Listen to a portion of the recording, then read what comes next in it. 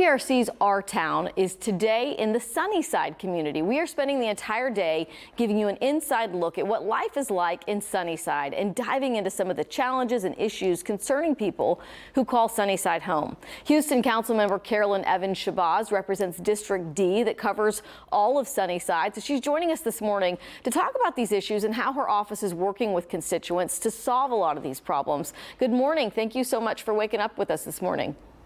Thank you, Amy, and good morning, and it's always a pleasure. Yeah, I know even before you were elected to City Council, you had ties to Sunnyside, so you're in a perfect position to tell us briefly about its history. Well, actually, you are correct. I worked in Sunnyside at Worthing High School, the pride of Sunnyside, for a little over 10 years. But even before that, I was engaged through the Houston community. I'm sorry, I was born in Sunnyside. Excuse me. That's the first point. And then moved out when I was maybe about 3 years old, and moved to the 3rd Ward where I was raised. But certainly Sunnyside has always been a very, very warm, has a warm place in my heart because of the culture and the heritage of the very, very proud people. Yeah, so wasn't it, I know we've covered a little bit of the history of it earlier in our morning newscast, but it was started at one of the first neighborhoods in Houston specifically for African Americans, like in 1915? Absolutely, and then it was annexed to Houston in 1956. But certainly, during a period of time, Sunnyside was considered Black Wall Street as well. I think that's an interesting fact, or Baby River Oaks, because of the bustling businesses that they had in the Sunnyside community.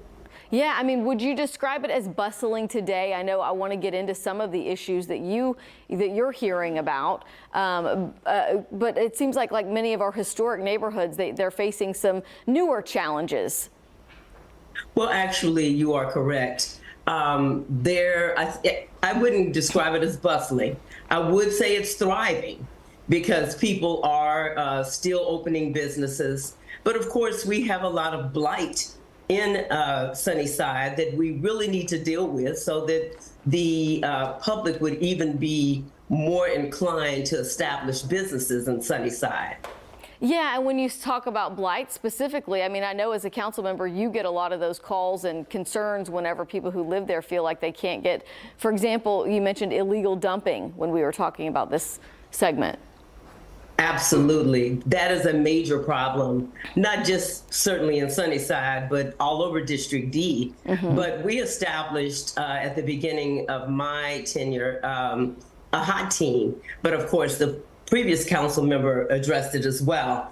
But certainly what we have done, we have created a 2-step process for people to not only call 311, because I believe personally, the 311 can become a black hole, and people tell you we call them, but we are so engaged and invested in this community that we have asked people to not just call 311, but to call or contact my office so that we can personally address those issues.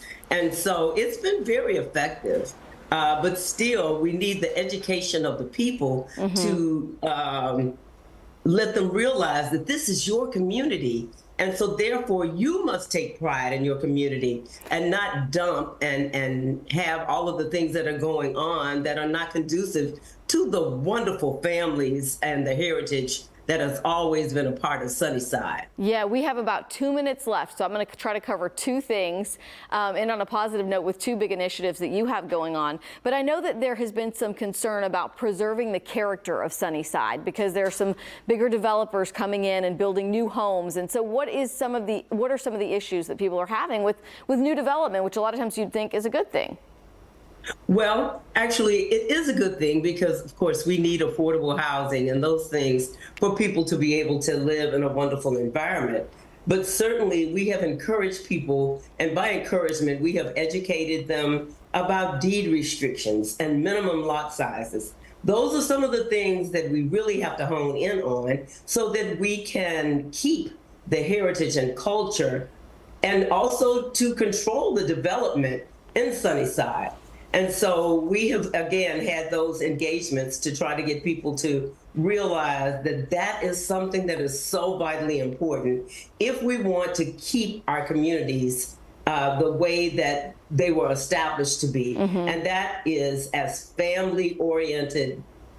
Even though it's a business community, we want people to know that they can thrive in Sunnyside. Yeah. But certainly they have to put those things in place that'll help preserve it. Some things that you are putting in place and initiatives that you're working on. Talk quickly about senior home repair and AC giveaways. I know you've done these in the past, but how can people find out if they can get this sort of help in Sunnyside?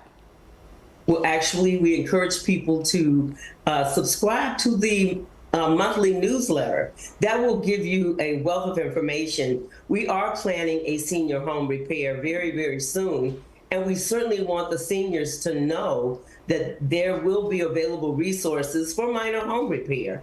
And certainly we had such a hot summer, a couple of summers actually, that we actually were involved with air conditioning giveaways, because we want people to have comfort in their homes. And unfortunately, some people cannot afford central air or heat, and they certainly can't afford sometimes window units. And so we have taken it upon ourselves to try to provide those things, along with the Harris County Area on Aging, and certainly with the help of our Honorable Mayor of Sunnyside, Sandra Massey Hines, who has been just a tremendous partner in all things Sunnyside.